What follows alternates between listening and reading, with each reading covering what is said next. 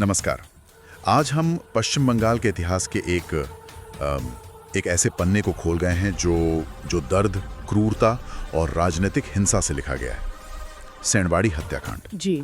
हमारे पास जो जानकारी है वो एक ऐसी भयावह तस्वीर पेश करती है जहां राजनीतिक मतभेद ने इंसानियत को बिल्कुल तार-तार कर दिया।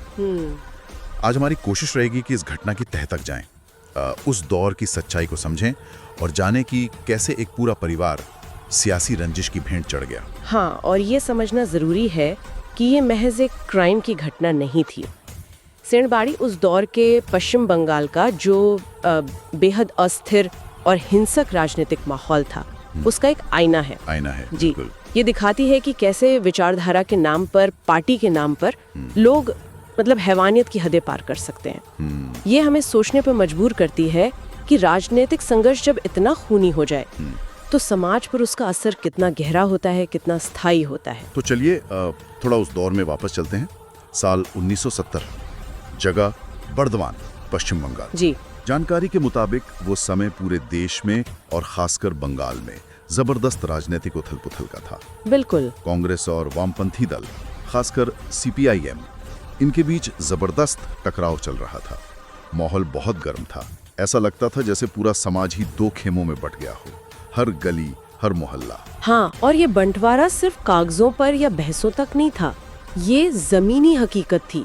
उस दौर में बंगाल में पॉलिटिकल पोलराइजेशन का मतलब ही यही था, समाज का दो गुटों में बंट जाना, कांग्रेस और वामपंथ। बिल्कुल। और ये बंटवारा इतना गहरा था कि बीच का कोई रास्ता, कोई बातचीत की गुंजाइश, वो जैसे खत्म ही हो गई थी। ये सिर्फ विचारों का मतभेद नहीं रह गया था, ये असल में जमीन पर सत्ता की, प्रभाव की और कई बार तो अपने वजूद की लड़ाई बन गई थी। पार्टी से आपकी पहचान जुड़ गई थी। हाँ, पहचान और कई बार तो आपकी सुरक्षा भी। अच्छा, और इसी तनाव भरे माहौल के बीच बर्दवान में रहता था सेंड परिवार। एक प्रतिष्ठित परिवार था, इलाके में उनकी पहचान थी और वो कांग्रेस के समर्थक माने जाते थे। जी। और मिली जानकारी के अनुसार उन पर मरेफार दबाव बनाया जा रहा था कि वो पाला बदलने CPIM में शामिल हो जाएं। हाँ, और ये दबाव सिर्फ बातों का नहीं रहा होगा। उस दौर में ये अक्सर धमकियों की शक्ल लेता था। सामाजिक बहिष्कार या फिर छोटी मोटी हिंसा, हमले, इस तरह की चीजें होती थी। पार्टी बदलना सिर्फ एक विचारधारा बदलना नहीं था, ये अपनी वफादारी बदलना था, एक खेमे से दूसरे में जाना था। लेकिन सैंड भाइयों में उन्होंने इस दबाव के आगे झुकने से साफ इनकार कर दिया। अच्छा? उनका रुख एकदम स्पष्ट था। जैसा कि बताया जाता है, उन्होंने कहा, हम अपना विचार नहीं बेचेंगे। शायद उन्हें इस बात का बिल्कुल अंदाजा नहीं था कि उस माहौल में उनका ये इनकार ये कितना खतरनाक साबित हो सकता है। हाँ, शायद उन्होंने इसे सिर्फ एक राजनीतिक असहमति समझा होगा। हाँ, पर इसे देखा गया एक सीधी चुनौती के रूप में। बिल्कुल। उस ध्रुवीकृत माहौल में जहाँ या तो आप हमारे साथ थे या हमारे खिलाफ, बीच में रहने की या अपनी पुरानी वफादारी पर टिके रहने की गुंजाइश वो लगभग खत्म हो गई थी। सेंड परिवार का इनकार, हो सकता है उनकी अपनी निष्ठा थी, उनका साहस था, लेकिन उस वक्त की जो राजनीतिक ताकतें थीं, उन्होंने इसे शायद अपनी सत्ता को सीधी चुनौती माना। और यहीं से टकराव और बढ़ गया। हाँ, जमीन और पुख्ता हो गई उस भयानक घटना के लिए। और फिर वो दिन आया, वो मनहूस दिन, 17 मार्च 1970। सुबह का वक्त था, करीब 7:30 बजे। सुबह। हाँ, सेंडबाड़ी में उनके घर के आसपास अचानक भीड़ जमा होने लगी। घटना के जो विवरण मिलते हैं वो बताते हैं कि कुछ लोगों के हाथों में लाल झंडे थे, जो CPIM का प्रतीक थे उस समय। हाँ, और कुछ के हाथों में जलती हुई मशालें थीं। माहौल में एकदम तनाव घुलने लगा। और ये लाल झंडे और मशालें, ये सिर्फ चीजें नहीं थीं, ये उस दौर के राजनीतिक संघर्ष के बहुत शक्तिशाली प्रतीक थे, सिंबल्स थे। सही बात है। झंडे पार्टी की पहचान बताते थे और मशालें अक्सर आक्रोश का, चेतावनी का या फिर हमले का संकेत होती थीं। इनका एक साथ दिखना ये बताता है कि ये कोई अचानक भड़का हुआ गुस्सा नहीं था, शायद एक तैयारी थी। संभवतः एक संगठित प्रदर्शन या हमले की तैयारी लग रही है। थोड़ी देर में भीड़ उग्र हो गई, नारे लगने लगे, इनकलाब जिंदाबाद। और फिर जो शुरू हुआ वो बिल्कुल किसी बुरे सपने जैसा था। घर पर पथराव होने लगा, तीर फेंके गए, खिड़कियों के शीशे तोड़े जाने लगे। और घर के अंदर कौन कौन था उस वक्त? घर के अंदर उस वक्त सेन परिवार के 3 भाई थे, प्रणव कुमार सेन, मले कुमार सेन और नोबू कुमार सेन। उनकी माँ थी मृगनयनी देवी। और एक शिक्षक थे जितेंद्र नाथ रॉय, जो शायद बच्चों को पढ़ाते थे। तो परिवार के लोग ही थे मुख्य रूप से। हाँ, बाहर मौत का शोर था और अंदर सिर्फ खौफ। और ये नारों का इस्तेमाल, इंकलाब जिंदाबाद, ये भी देखिए कितना विडंबनापूर्ण लगता है यहाँ। हाँ, मतलब क्रांति का नारा और हिंसक हमले के दौरान इस्तेमाल किया जा रहा था। ये दिखाता है कि कैसे राजनीतिक नारों का इस्तेमाल भीड़ को एकजुट करने, उनमें जोश भरने और हिंसा को भी एक तरह का वैचारिक चोला पहनाने के लिए किया जा सकता है, चाहे वो कितना भी गलत क्यों ना हो। इसके बाद जो हुआ उसी ने सैणबाड़ी को पश्चिम बंगाल के इतिहास का वो काला अध्याय बना दिया। भीड़ दरवाजा तोड़कर घर के अंदर घुस गए वो लोग। हाँ, जानकारी के मुताबिक उन्होंने प्रणब कुमार सेन और मलय कुमार सेन पर तलवारों और दूसरे धारदार हथियारों से हमला किया। कुछ विवरणों में दांतुल जैसे हथियार का जिक्र है। दांतुल, वो शायद हंसिया जैसा कुछ होता है। हाँ, शायद कोई तेज धार वाला खेती का औजार। और सबसे भयावह बात ये थी कि ये सब उनकी माँ मृगनयनी देवी के सामने हुआ। हे भगवान। दोनों भाइयों को बेरहमी से काटकर मार डाला गया। यहाँ देखिए हिंसा का स्वरूप कैसे बदल रहा है। ये सिर्फ हत्या नहीं है, ये एक तरह का सार्वजनिक प्रदर्शन है, एक संदेश है। हाँ, डराने के लिए। बिल्कुल, माँ के सामने बेटों की हत्या करना, ये क्रूरता की हद तो है ही, पर ये साथ ही पीड़ित परिवार का जो मनोबल है उसे पूरी तरह तोड़ने की कोशिश भी है। ये हमलावरों की ताकत और उनकी निर्दयता का चरम प्रदर्शन था। और तीसरे भाई नवकुमार सेन, उनके साथ जो हुआ वो शायद शब्दों में बयां करना भी मुश्किल है। विवरण बताते हैं कि उनकी आंखों में तेजाब डाला गया। क्या तेजाब? हाँ, उनके हाथ पैर तोड़ दिए गए और फिर उन्हें जिंदा जलाने की कोशिश की गई। ये तो अकल्पनीय है। घर में जो शिक्षक थे जितेंद्र नाथ रॉय, जिन्होंने शायद बच्चों को बचाने या बीच बचाव की कोशिश की होगी, उन्हें भी मार डाला गया। इस तरह की बर्बरता, आंखों में तेजाब डालना, हाथ पैर तोड़ना, ये सिर्फ शारीरिक चोट पहुंचाने से बहुत आगे की बात है। हाँ। ये पीड़ित को स्थायी रूप से अपंग बनाने, उसकी पहचान छीनने और उसे तिल तिल कर मरने के लिए छोड़ देने जैसा है। ये दिखाता है कि हमलावरों का मकसद सिर्फ जान लेना नहीं था, वो ज्यादा से ज्यादा पीड़ा देना चाहते थे और एक ऐसा उदाहरण पेश करना चाहते थे जिसे कोई भूल ना सके। लेकिन हैवानियत यही खत्म नहीं हुई। जो इसके बाद हुआ उसे कई लोग भारतीय राजनीति के इतिहास का सबसे शर्मनाक और क्रूर पल मानते हैं। इसके बाद भी कुछ हुआ? हाँ, जब मां मृगनयनी देवी अपने बेटों की लाशों के पास लगभग बेसुध पड़ी थी, हमलावरों ने उन्हें जमीन पर घसीट कर बिठाया। नहीं। फिर जैसा कि बताया जाता है, एक थाली में चावल लिए गई, उस पर उनके ही मारे गए बेटों का बहता हुआ खून मिलाया गया और जबरदस्ती उनके मुंह में ठूस दिया गया। ये क्या कह रहे हैं आप, ये सच है? विवरण यही बताते हैं। वो बेबस माँ चीखती रही, ना आमखे खाबियो ना, मुझे मत खिलाओ। लेकिन भीड़ से आवाजें आ रही थीं, एटाई परिणाम जरा आमादेर विरुद्ध जावे, यही अंजाम है जो हमारे खिलाफ जाएगा। हे भगवान। उस दिन जैसा कहा जाता है, बर्दवान की गलियों में सिर्फ खून नहीं बहा था, इंसानियत का गला घोंट दिया गया था। ये समझना बहुत जरूरी है कि माँ के साथ किया गया ये काम, ये महज वहशीपन नहीं था, ये एक सोचा समझा सिंबॉलिक एक्ट था। सिंबॉलिक? कैसे? हाँ, इसका मनोवैज्ञानिक असर भयानक था।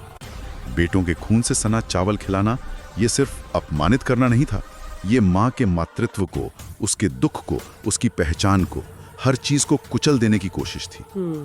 ये विरोधी को पूरी तरह से नेस्तनाबूद करने का, उसकी आत्मा तक को मार देने का प्रतीक था। ये राजनीतिक हिंसा के उस चरम बिंदु को दिखाता है जहां इंसान अपने विरोधी को इंसान समझना ही बंद कर देता है, उसे पूरी तरह से दूसरा या दुश्मन मान लेता है, जिसे किसी भी तरह से नष्ट किया जा सकता है, अपमानित किया जा सकता है। तो क्या ये इतनी चरम क्रूरता सिर्फ एक ठंडा कैलकुलेटेड राजनीतिक संदेश देने के लिए थी, या इसमें उस वक्त वहां मौजूद भीड़ की मानसिकता का भी हाथ था? अक्सर ऐसा होता है ना कि भीड़ एक बार हिंसा पर उतर आए तो काबू से बाहर हो जाती है। ये बहुत महत्वपूर्ण सवाल है और इसका जवाब शायद दोनों में है। यकीनन इसके पीछे एक राजनीतिक संदेश देने का मकसद तो था ही, डर पैदा करना, विरोध को कुचलना, अपनी ताकत दिखाना। हाँ। लेकिन साथ ही भीड़ का मनोविज्ञान, मॉब साइकोलॉजी भी काम करती है।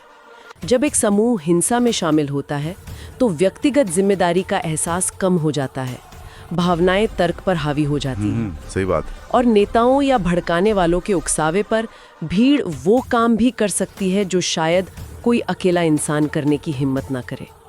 तो यहाँ मुझे लगता है सोची समझी राजनीतिक क्रूरता और अनियंत्रित भीड़ की हैवानियत दोनों का एक घातक मिश्रण था। हमले के बाद सरणवाड़ी का वो घर कैसा दिखता था? क्या हुआ वहाँ? तबाही मची होगी जाहिर है। जानकारी के अनुसार वो एक जलता हुआ खंडहर था।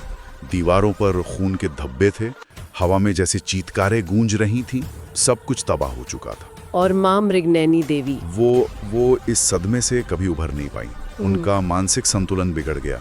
वो जिंदा तो रही, लेकिन शायद हर पल उसी भयावह सुबह को जीती रही। जैसा कि कुछ रिपोर्टों में कहा गया है, वो अक्सर बस एक ही सवाल पूछती थी, मेरे बच्चों का क्या कसूर था? ये सवाल, ये सिर्फ एक माँ का दर्द नहीं है, ये उस अन्याय का प्रतीक है जिसका कोई जवाब नहीं मिला।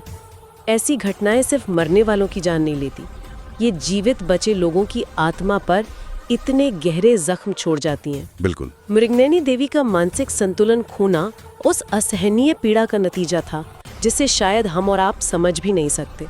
ये दिखाता है कि राजनीतिक हिंसा का असर कितना पर्सनल, कितना विनाशकारी हो सकता है, जो सिर्फ शरीर को नहीं, मन और आत्मा को भी तोड़ देता है। इस पूरी तबाही और हैवानियत के बीच एक मासूम जान बच गई थी। अच्छा, घर में मलय कुमार सैन का 6 महीने का बच्चा भी था। 6 महीने का बच्चा? हाँ, विवरण बताते हैं कि हमलावरों ने उसे भी उठाकर जलते हुए घर में फेंकने की कोशिश की थी। नहीं, बच्चे को भी? हाँ, लेकिन किसी रिश्तेदार ने या शायद घर की ही किसी महिला ने हिम्मत दिखाकर उसे बचा लिया और वहां से निकालने में कामयाब रही। ये तो किसी चमत्कार से कम नहीं, लेकिन सोचिए वो बच्चा, वो उस त्रासदी की छाया में बड़ा हुआ होगा। हाँ। उसे शायद सीधे तौर पर घटना याद ना हो, लेकिन उस परिवार पे, उस माहौल पर जो डर और दुख का साया पड़ा होगा, उसका असर जरूर महसूस हुआ होगा। ये दिखाता है कि हिंसा का असर सिर्फ प्रत्यक्ष पीड़ितों तक ही नहीं रहता, ये आने वाली पीढ़ियों तक किसी न किसी रूप में पहुंचता है। ये डर, अविश्वास और जिसे कहते हैं कलेक्टिव ट्रॉमा, उसकी एक विरासत छोड़ जाता है। और अब सबसे बड़ा सवाल, क्या इस जघन्य अपराध के लिए किसी को सजा मिली? क्या सैन परिवार को न्याय मिला? यही सबसे अहम सवाल है। उपलब्ध जानकारी के अनुसार जवाब है नहीं। नहीं, इतने बड़े कांड के बाद भी नहीं। घटना के बाद एफआईआर दर्ज हुई, कुछ नाम भी सामने आए जिनमें सीपीआईएम के स्थानीय नेताओं और कार्यकर्ताओं के नाम शामिल होने की बात कही गई, लेकिन फिर धीरे धीरे मामला ठंडा पड़ गया। ये ठंडा पड़ना ये अचानक नहीं हुआ होगा, इसके पीछे कई कारण हो सकते हैं। सबसे पहला और सबसे बड़ा कारण राजनीतिक प्रभाव। हाँ बिल्कुल।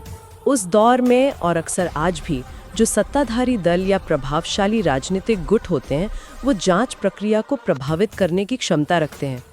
पुलिस पर दबाव हो सकता है, जांच धीमी की जा सकती है या जानबूझकर गलत दिशा में मोड़ी जा सकती है। हाँ, और जानकारी ये भी बताती है कि केस से जुड़ी जो जरूरी फाइलें थीं, वो रहस्यमय तरीके से गायब हो गई। फाइलें ही गायब हो गई? हाँ, और जो गवाह थे वो या तो डर गए या उन्हें डरा धमकाकर चुप करा दिया गया। तो जाहिर है ऐसे माहौल में न्याय की उम्मीद करना बेमानी था। गवाहों की सुरक्षा ये एक बहुत बड़ी समस्या है, खासकर ऐसे मामलों में जहां आरोपी ताकतवर हो। अगर गवाहों को ये भरोसा ना हो कि सच बोलने पर उनकी जान सुरक्षित रहेगी, तो वो सामने क्यों आएंगे? सही बात है। और फाइलों का गायब होना, ये भी या तो संस्थागत लापरवाही है या फिर जानबूझकर सबूत मिटाने की कोशिश। ये सब मिलकर एक ऐसी सिस्टमैटिक फेलियर, एक व्यवस्थागत विफलता को दिखाते हैं, जहां न्याय का सिस्टम ही उन लोगों को न्याय दिलाने में नाकाम रहता है जिन्हें उसकी सबसे ज्यादा जरूरत होती है। ऐसा नहीं कि कोशिशें नहीं हुई। 1970 के बाद भी जब जब राजनीतिक माहौल बदला, इस केस को फिर से खोलने की बातें उठी। अच्छा, जांच आयोग भी बने।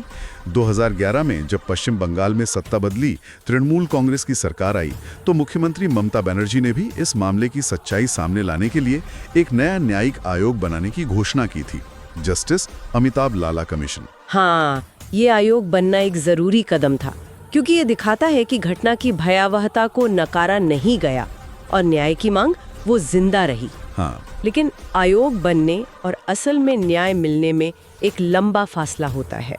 आयोग की रिपोर्ट आई, उसमें कुछ टिप्पणियां भी की गईं, लेकिन जमीनी स्तर पर दोषियों को सजा दिलाने की जो प्रक्रिया है वो आज भी अधूरी है। इतने दशक बीत जाने के बाद सबूत जुटाना, गवाहों को खोजना, निष्पक्ष सुनवाई सुनिश्चित करना, ये सब और भी मुश्किल हो जाता है।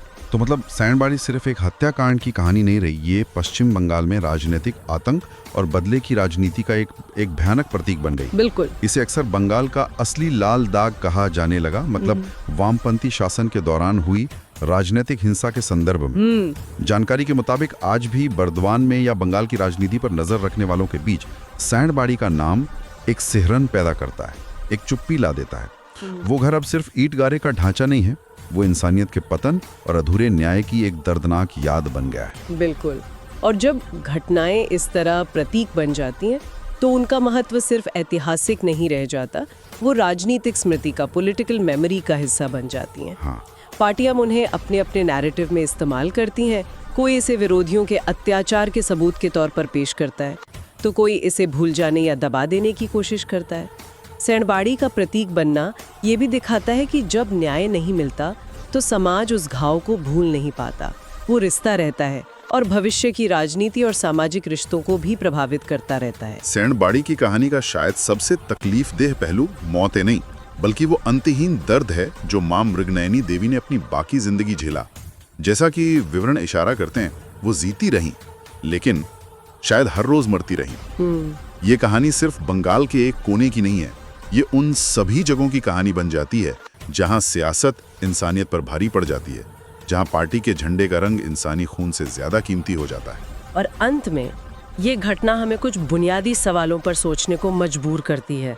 समाज में, राजनीति में वो कौन सी नैतिक सीमाएं होनी चाहिए, वो कौन से सुरक्षा कवच होने चाहिए जो राजनीतिक मतभेदों को इस कदर अमानवीय हिंसा में बदलने से रोक सकें। सही सवाल है। जब विचारधारा के नाम पर ऐसी बर्बरता को अंजाम दिया जाता है और फिर न्याय का तंत्र भी विफल हो जाता है, तो इसका समाज की सामूहिक चेतना पर क्या असर पड़ता है? और सबसे महत्वपूर्ण, अधूरे न्याय के साथ एक समाज अपने भविष्य की दिशा कैसे तय करता है? ये सवाल सिर्फ सैंडबाड़ी के लिए नहीं है, ये हमारे आज के समय के लिए भी उतने ही प्रासंगिक हैं।